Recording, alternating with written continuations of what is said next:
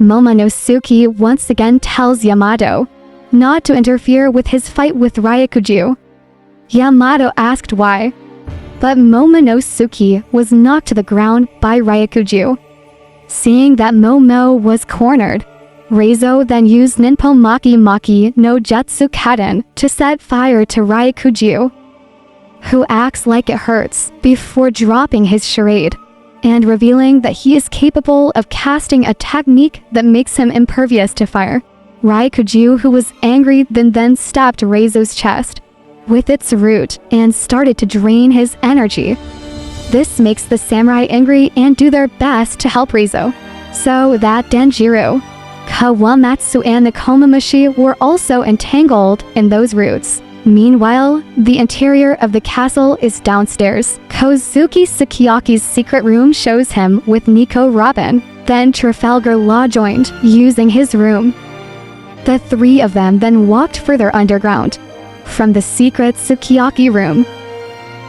When the former shogun admitted that Kaido and Orochi could still find the road poneglyph underground because of Jack. Yes, because Jack, he is a fishman. Robin asks what does he mean, and the Sukiyaki explained that they would understand soon enough.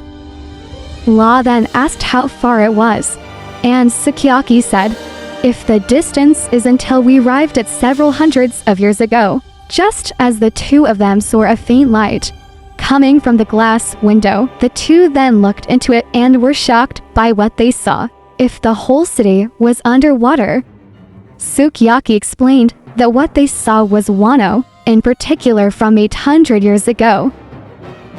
Although he didn't know how things got like that, Robin said that the city looked well preserved, as if the water is not sea water, and Sukiyaki said from his theory long ago Wano was much bigger and is at sea level on land around the foot of Mount Fuji.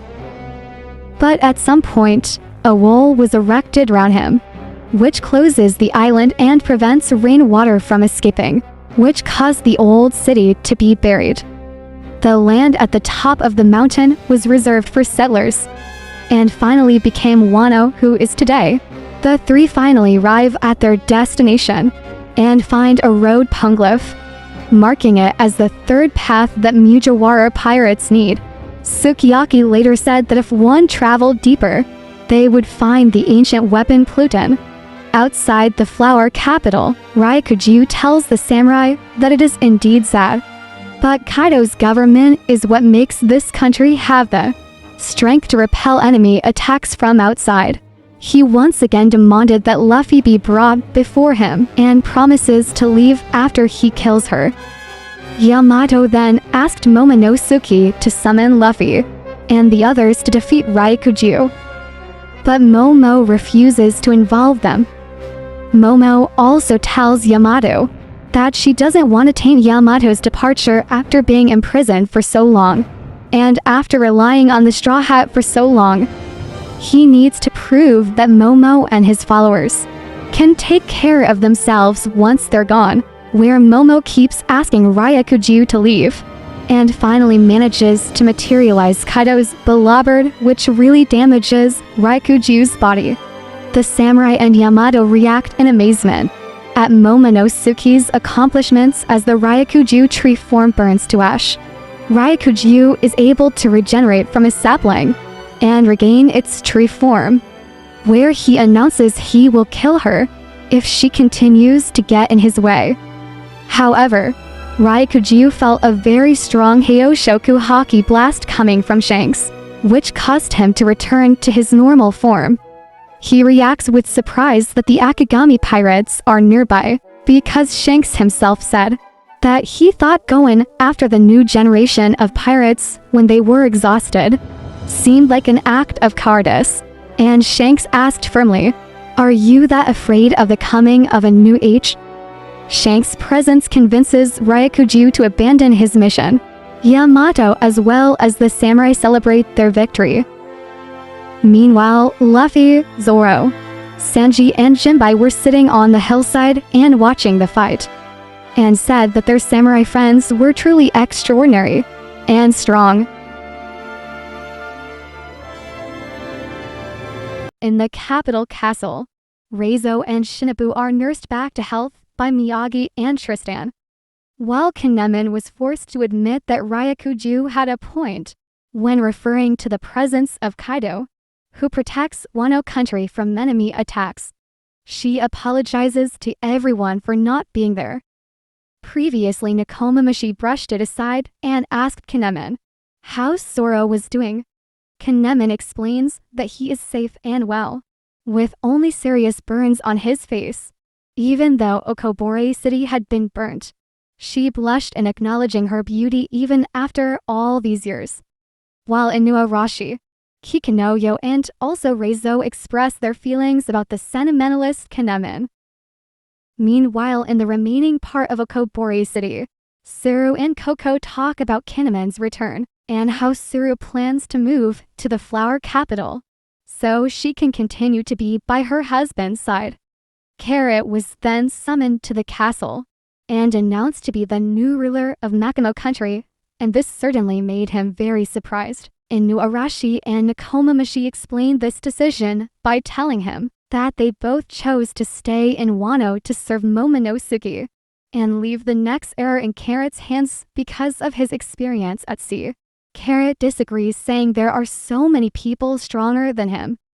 But Inuarashi and Wanda support the decision by saying that their duty is to protect their country, and most importantly, he carries Pedro's will in his heart.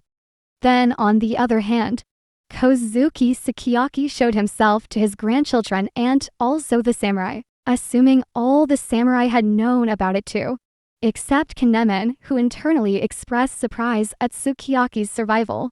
In another room, Frankie and the Straw Hat members find out from Robin that Plutons do exist in Wano, but he hasn't seen them. Robin asks Luffy if he wants to get it, and here Luffy refused on the grounds that he didn't need it. But Robin asked why Odin wanted to release him into the world. A young-looking woman then intervenes in the conversation, who turns out to be Shinobu, having regained her youthful form after Raikuju's attack.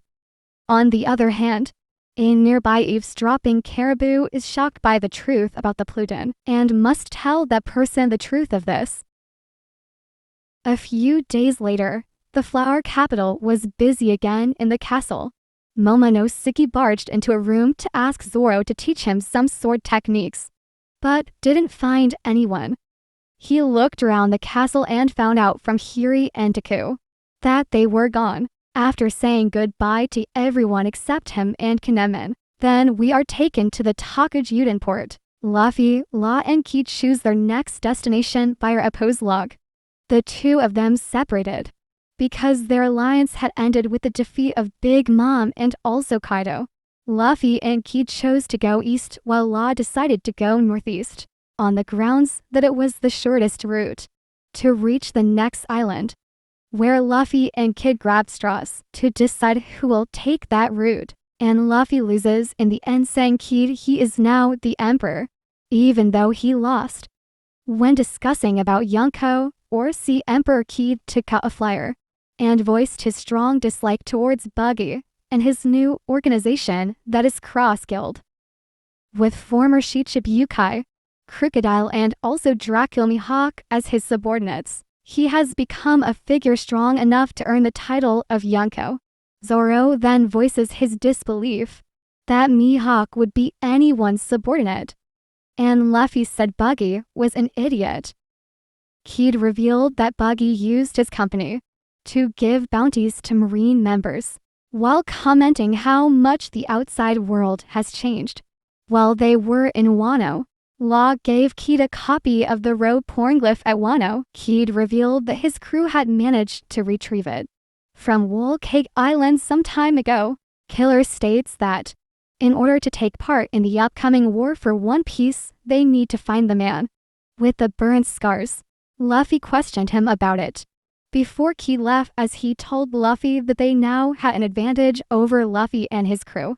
Then we go back to the castle, where we see Momonosuke and Kinemon looking for Yamato, where it turns out Yamato was on the roof the whole time, where he announced that he was abandoning his plans to join the Straw Hats. and will live like Kozuki Odin in the land of Wano.